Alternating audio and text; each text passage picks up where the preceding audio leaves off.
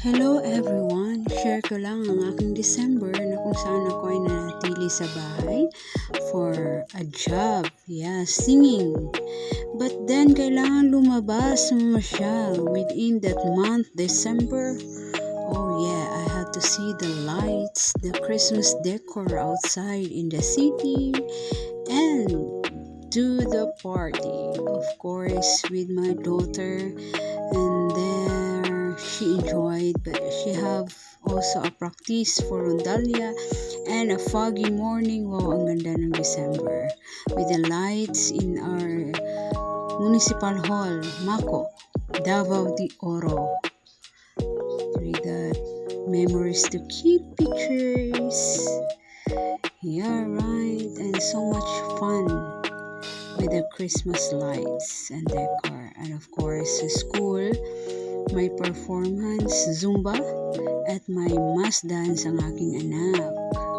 Yeah, before the year end. Family Day 2025.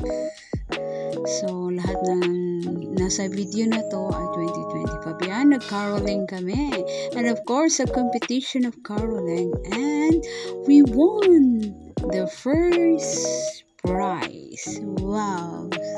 I'm so thankful to God for the gift.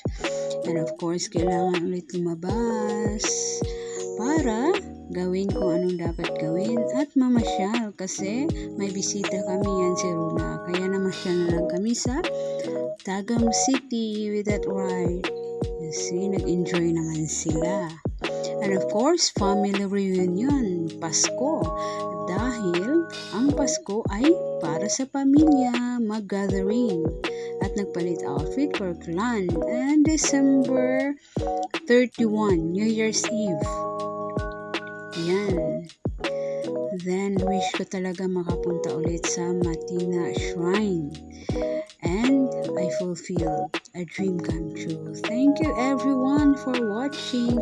Sana masagana ang ating 2026. God bless everyone.